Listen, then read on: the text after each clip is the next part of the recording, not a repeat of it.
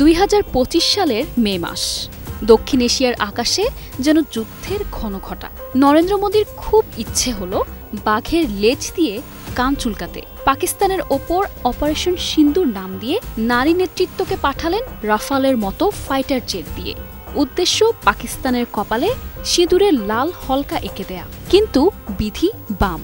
শিকার করতে গিয়ে শিকারী পরিণত হল শিকারে। এক রাতে অন্তত 2টি রাফাল সহ মোট 5টি ফাইটার জেট হারালো ভারত। আর এই ব্যর্থতা মোদীর কপালে এঁকে দিল কলঙ্কের এক কালো তিলক। সেই সাথে সামরিক ইতিহাসে এক ব্যর্থ অভিযানের পাঠ্যপুস্তক উদাহরণ হয়ে থাকার চিরস্থায়ী কষ্টের বন্দোবস্ত মাথা পেতে নিল ভারতীয় বায়ুসেনার দল। ভারতের অপারেশন সিন্দুর দিয়ে শুরু হওয়া সামরিক অভিযান এখন ভয়াবহ এক বিপর্যয়ে পরিণত হচ্ছে খোদ মোদীর ভারতের জন্যই। পাকিস্তানের পাল্টা জবাবে ভারতের শুধু আকাশই নয়, কেঁপে উঠেছে ভারতের সামরিক আত্মবিশ্বাসও। এক রাতেই মুদ্রার উল্টো পিঠ দেখতে হয়েছে সামরিক দিক থেকে বিশ্বের 4র্থ ক্ষমতাধর দেশ ভারতের অহংকারের প্রতীক হয়ে ওঠা রাফালকে। যদিও শুরুটা ছিল জাঁকজমকপূর্ণ। ভারতীয় বিমান বাহিনী রাফাল, সুখোই আর মিগ নিয়ে পাকিস্তানের ভিতরে প্রবেশ করে পরপর কয়েকটি টার্গেটে আঘাত হানে। ভারতীয় মিডিয়ায় তখন বিজয় উল্লাস, কিন্তু আনন্দের স্থায়িত্ব ছিল মাত্র কিছুক্ষণের। পাকিস্তানের প্রতিরক্ষা ব্যবস্থা এতটাই শক্তিশালী ছিল যে কয়েকদিনের মধ্যেই যুদ্ধের গতি ঘুরে দাঁড়ায় এবং এবার আঘাত আসে আরও তীক্ষ্ণভাবে। ভারতের যুদ্ধবিমান বিধ্বস্ত হওয়ার বিষয়ে পাকিস্তানের সামরিক বাহিনী দাবি করেছে 6 ও 7 মে রাতে ভারতের অপারেশন সিন্দুরের প্রতিক্রিয়ায় তারা 5টি ভারতীয় যুদ্ধবিমান গুলি করে ভূপাতিত করেছে, যার মধ্যে রয়েছে 3টি ফরাসি নির্মিত রাফাল, রাশিয়ার তৈরি একটি মিগ-29 এবং একটি সু-30। যদিও ভারত সরকার পাকিস্তানের এই দাবি সম্পূর্ণ অস্বীকার করেছে।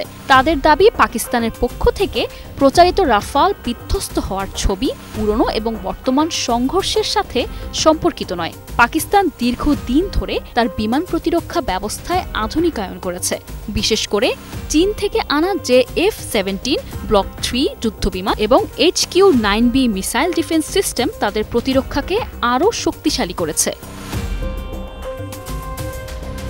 ভারতীয় বিমান বাহিনী এখনও অনেক ক্ষেত্রেই সোভিয়েত যুগের পরিকল্পনার ওপর নির্ভর করে চলে। যদিও রাফাল যুদ্ধবিমান সংযোজনে কিছুটা আধুনিকতা এনেছে, তবে সমন্বিত ড্রোন সাপোর্টেড অপারেশন বা ইলেকট্রনিক ওয়ারফেয়ারের ক্ষেত্রে ভারত এখনও অনেকটা পিছিয়ে।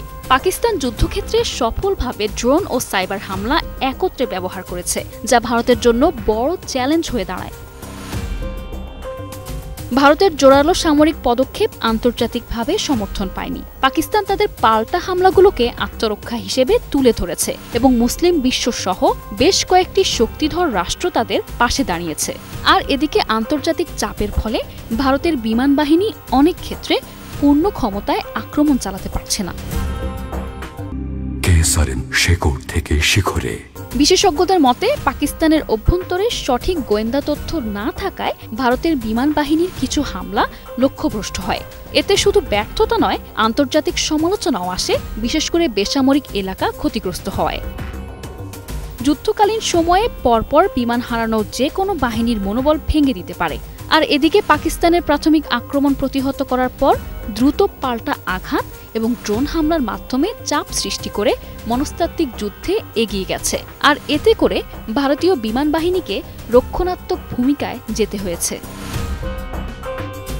ভারতীয় বিমান বাহিনী অত্যাধুনিক সরঞ্জাম এবং প্রশিক্ষণপ্রাপ্ত হলেও বাস্তব যুদ্ধ পরিস্থিতিতে পাকিস্তানের স্মার্ট কৌশল, উন্নত প্রতিরক্ষা ব্যবস্থা এবং আন্তর্জাতিক কূটনৈতিক ব্যবস্থাপনার কারণে বারবার নাজেহাল হতে হচ্ছে।